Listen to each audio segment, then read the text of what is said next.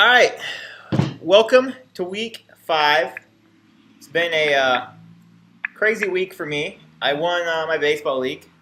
I won $450. The next day, my wife decided to back into a parked car, my neighbor's car that is parked in the street. Been there for about 3 weeks every day, and then she calls me like 8:30 in the morning and says, "You're gonna be pissed at me. I just hit a car," and it's a parked car. It turns out she busted out taillight and then scraped up our bumper. And that little piece of plastic you saw there was a $90. So I only really won $350 so far this year.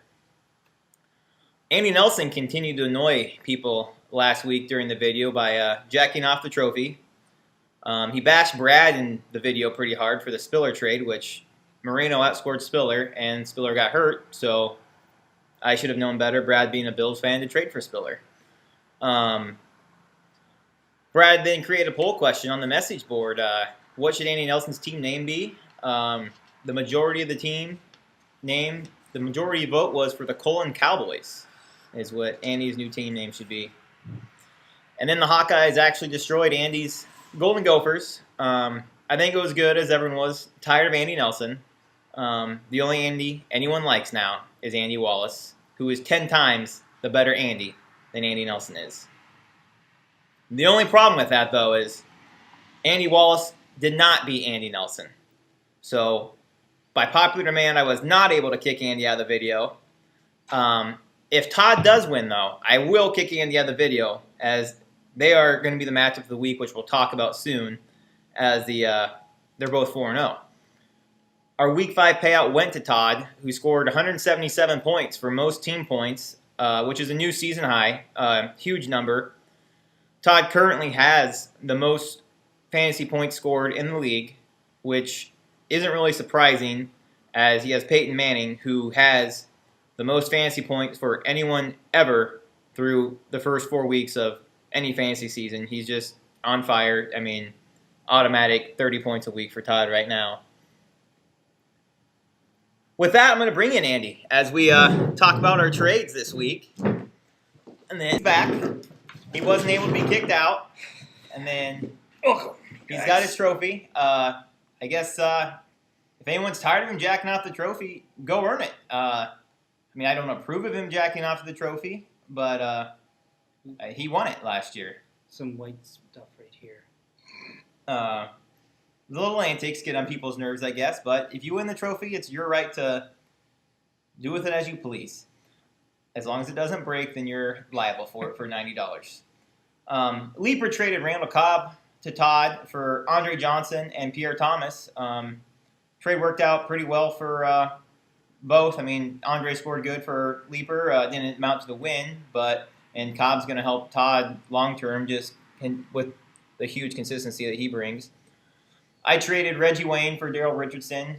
Richardson's not even starting this week now, according to his Twitter. And then Reggie Wayne. Wayne got me 20 points and helped me win this week. My brother traded 2 Panthers, Steve Smith and D'Angelo Williams, to Trader Don, who continues to make moves, for Chris Johnson. Chris Johnson sucked, so does D'Angelo Williams. I mean, it's really just kind of a wash trade. My brother didn't need to have 3 Panthers. Didn't Blake draft Chris Johnson?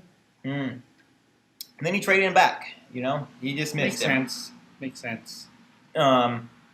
Blake traded Jermaine Gresham and Aaron Dobson to Todd for Charles Clay. Really kind of a pointless trade. Blake needed the tight end spot just in case Gronk did not play on Monday night or Sunday night. Leaper then traded Josh. Leaper traded for Felix Jones, Jonathan Dwyer, and Roddy White, and Josh got Rashard Mendenhall, Mike Williams, and Andre Ellington. And then today, the big trade of the week, my dad traded Brad for Isaiah Peed, and Brad gets Kenny Britt. Both, this was before the news broke on that Richardson was not starting, so who knows what's going on with Brad in his running back situations. He just loves to trade, but Andy's not going to make fun of him this week. I can't. Brad knows more than me, obviously. C.J. Spiller goes down. Noshawn Moreno outscored C.J. Spiller. Jason Snelling outscored C.J. Spiller. Chalk went up for Brad. I was wrong. Sorry, Brad. I got a text from Brad that said if he was a life light and he saw you there, he was gonna walk away. Oh, So, nice. I mean, say what you want about the video, but I mean, his life could be in your hands someday, and all he needs to do is remember that Spiller comment, and yeah, might miss a stitch. Probably deserve one. Yeah. Our week 4 wrap-ups, a really crazy thing happened this week, actually, as Bert and Andy Wallace, they were not playing each other, but they both scored 122.1 points. Exact same score. That's a goocher. I don't know what that is. Jeez, for you older guys, you know what a goocher is. Stand by me. Everyone flips a coin, lands on heads. That's goocher. Bert won by beating Don. And I thought Bert and Andy Wallace tied. they did not play each other. Well, you're just confusing everybody. No, I already said they didn't play each other. You're not listening. No, I'm listening. And then Andy Wallace lost to Andy Nelson in the battle, which is why this Andy is here. Otherwise, Andy Wallace would have been here. And then also, Brian Leeper scored 122.7 points to Drew and lost. So we had 3 teams within 0.6 points of each other. None of them played each other. 2 of them lost. But just shows how. But your dad won, and scored did 100. he even break 100? Yep. He did. It just shows how trivial the standings are and the overall standings, which is why some people want to move to we still have the head-to-head, but then you end up playing the league where the top 7 scoring teams each week would get an additional win. So it kind of factors in more how you're doing overall throughout the season as opposed to my brother and my dad played each other this week. The 2 lowest scoring teams played each other. 70 points and 100, which just, it's the way it is. It's the way a lot of things are. I mean, it's the way every NBA, NFL, I mean, sometimes you play the shitty team and you suck and get by. I mean, it's all relative. But don't get discouraged as we have 6 teams that are 2-2. 2 undefeated teams, 2 3-1 teams, a couple 1-3s, and 2 0-4s. Nobody's even close to out of it. All it takes is those. I mean, nobody's even played more than 1 division game except for Todd and somebody else. Todd's 2-0. So everybody pretty much at this point still completely controls their own destiny. A lot of people are still making moves completely. Big trades are getting happening every week, big names. None really this week, today after waivers dropped, except for the Pede trade. But more will come as the bye weeks come. Our game of the week. Continue our recap, actually. A lot of blowouts after those ones we discussed. Todd dominated again. He beat Whipple by 50. I beat Justin by 40. Brad beat Josh by 30 after making his trade. No Sean Marino contributed huge to that win. And my dad beat my brother by 30. Our game of the week. So you barely score 100 points and you win by 30. Yep. And it's just... God, I wish I played Blake every week. He didn't have a single touchdown, I don't think, at all. Which, I mean, that's got to be a first. It just shows you if you score touchdowns, you're going to win. Todd's team is flat out scoring touchdowns. Which leads us to our game of the week. Todd versus Andy Nelson. Both are 4-0. Both are leading their divisions.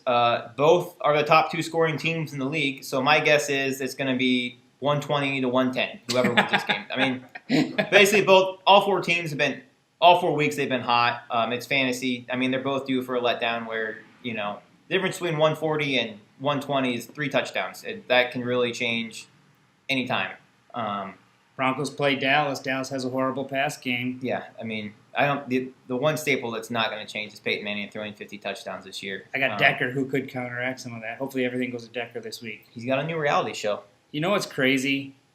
I'm projected to score 150-some points, and still I'm about a 20-point dog versus Todd.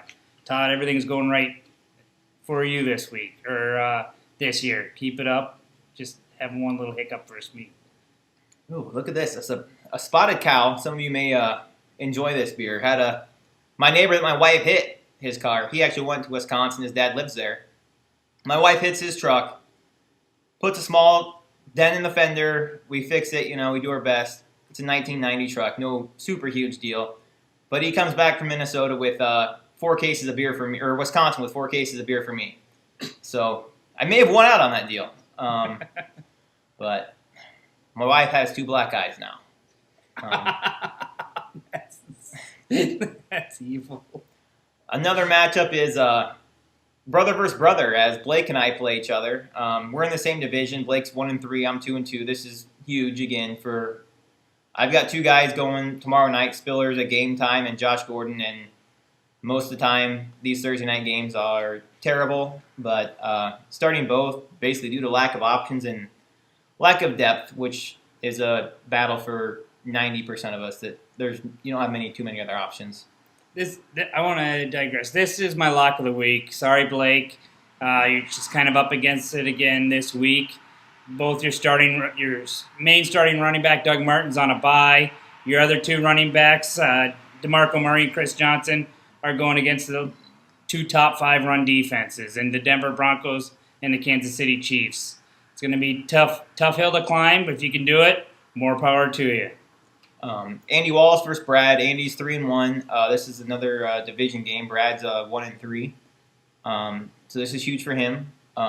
Could be and Bert and my dad 2-2, same division. A lot of division games happening this week, so this is really where people are going to put themselves in playoff position these next couple weeks. Don plays Justin.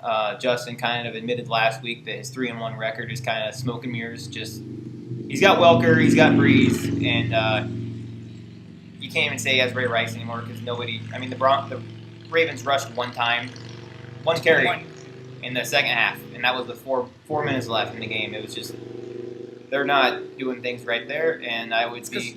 Well, Flacco's too busy throwing interceptions. He took 5 yesterday. I think Bert started Flacco this week. Did he really? I think so. Somebody started Flacco because Rodgers was on a bye. Yeah, Rodgers was on a bye. Yeah, Bert started Flacco, and Bert still won due to Sproles on Monday night. Huge first half. Bert's loving Sproles right now. Whipple plays Drew, another battle of 2-2 teams. Drew's kind of traded his whole roster. One from Reggie Bush and A.J. Green, who Green hasn't done shit since week 1, really. I mean, not what you expect him to do anyways. Reggie Bush has been great when he's played. Drew has Lynch. And I don't know about much else than MJD. Mojo, so that's good. And Russell Wilson, who's been a disappointment fantasy-wise. Seahawk fans still love him because he wins.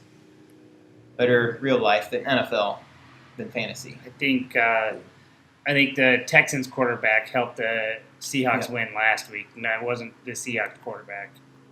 Pick 6, 2 minutes to go in the game. Well, scramble to put him in there, put him right there with a chance to win.